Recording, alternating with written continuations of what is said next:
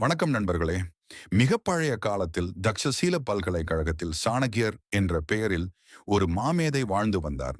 அவர் அரசியல், பொருளியல், நீதி, தந்திரம் ஆகிய பல துறைகளில் வல்லுனர். அவரிடம் பல நாடுகளிலிருந்து மாணவர்கள் வந்து கல்வி கற்றுச் செல்வார்கள். அப்படி வந்த மாணவர்களில் ஒருவன் சுப்பிரமணியன். அவன் மிகவும் அறிவாளி.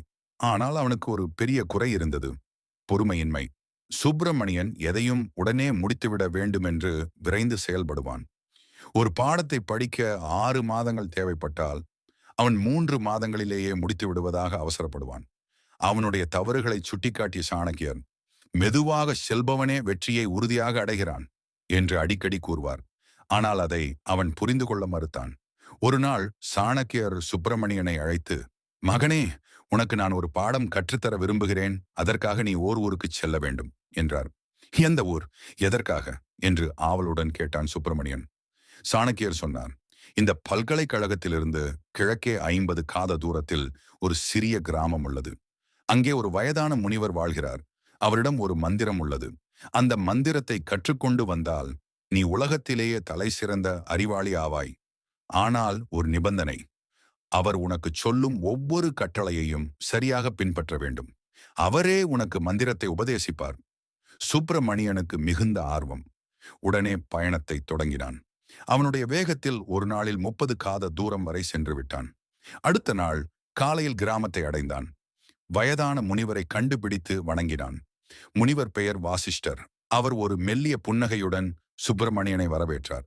முனிவரே, நான் சாணக்கியரின் சீடன். அவர் அனுப்பி வைத்தார். உங்களிடம் உள்ள மந்திரத்தை எனக்கு கற்றுத் தருமாறு கேட்டுக்கொண்டேன் என்றான். வாசிஷ்டர் சிரித்துக்கொண்டே கூறினார், ஆகட்டும் மகனே, ஆனால் என் நிபந்தனைகளை கேள். முதல் நிபந்தனை: இங்கேயே என்னுடன் 3 மாதங்கள் தங்க வேண்டும். இரண்டாவது நிபந்தனை: ஒவ்வொரு நாளும் காலையில் எழுந்து கிணற்றிலிருந்து நீர் கொண்டு வந்து எனக்கு குளிப்பதற்கு கொடுக்க வேண்டும். மூன்றாவது நிபந்தனை: மாலையில் என் கால் மசாஜ் செய்ய வேண்டும். நான்காவது நிபந்தனை: நீ எப்போதும் அமைதியாக இருக்க வேண்டும்.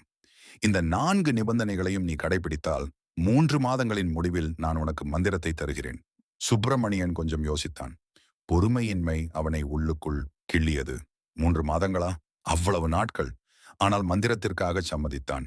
சரி முனிவரே, உங்கள் நிபந்தனைகளை ஏற்றுக்கொள்கிறேன் என்றான்.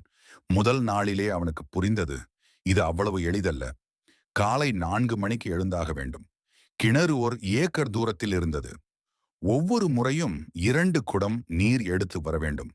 முனிவருக்கு குளிப்பதற்கு 6 குடம் நீர் தேவைப்பட்டது. அதாவது 3 முறை கிணற்றுக்கு செல்ல வேண்டும். சுப்பிரமணியன் விரைவாக ஓடிச் சென்று குடங்களை நிரப்பினான். ஆனால் விரைவில் சென்றதால் பல குடங்கள் வழியில் உடைந்தன. பல முறை தண்ணீர் சிந்தியது. முனிவர் அதை கவனித்தார். ஆனால் ஒன்றும் சொல்லவில்லை. 3 வாரங்கள் கடந்தன.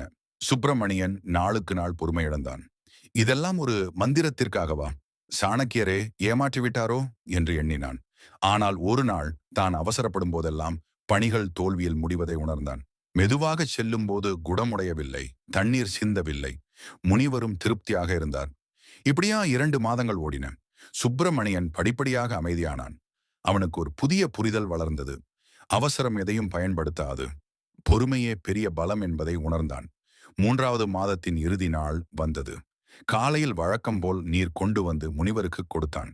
மாலையில் கால் மசாஜ் செய்து கொண்டிருந்த போது வாசிஷ்டர் சொன்னார், மகனே, இன்று உனக்கு மந்திரத்தை உபதேசிப்பதாக சொன்னேன். இப்பொழுது உனக்கு மந்திரம் தருகிறேன். கேள். பொறுமையே மிகப்பெரிய மந்திரம். அவசரமே தோல்விக்கு வழி. இதுதான் அந்த மந்திரம். சுப்பிரமணியன் திகைத்தான். இதுவா மந்திரம்? நான் 3 மாதங்கள் காத்திருந்தேன். இவ்வளவுதானா என்று மனம் குமுறினான். ஆனால் அடுத்த வினாடியே அவன் புரிந்து கொண்டான். இந்த 3 மாதங்களும் அவன் கற்றுக்கொண்டதே உண்மையான மந்திரம். கிணற்று நீரின் ஒவ்வொரு துளியும், உடைந்த ஒவ்வொரு குடமும் அவனுக்கு பொறுமையின் அவசியத்தை கற்றுத்தந்திருந்தன. முனிவரை வணங்கி விடை பெற்று சாணக்கியரிடம் திரும்பினான். அவர் வரவேற்று, என்ன மகனே, மந்திரம் கிடைத்ததா என்று கேட்டார். சுப்பிரமணியன் புன்னகைத்துக் கொண்டே, ஆம் குருவே, கிடைத்தது. பொறுமை இல்லாத மனிதன் அறிவு பெற்றும் பயனில்லை. பொறுமை உள்ளவன் அற்பமான அறிவாலும் பெரிய காரியங்களை செய்வான் என்றான். சாணக்கியர் மகிழ்ந்தார். அன்று முதல் சுப்பிரமணியன் மெதுவாக ஆனால் உறுதியாக கற்று பின்னர் ஒரு பெரிய மன்னரின் மந்திரியானான். அவனுடைய பொறுமையும் திறமையும் பலருக்கு முன்னுதாரணமாய் அமைந்தன. இதுவே சாணக்கியர் தன் சீடனுக்கு கற்றுக் கொடுத்த பாடம். பொறுமை இல்லாதவன் அறிவின் பலனை அறிய முடியாது. பொறுமையே வெற்றியின் அடித்தளம்.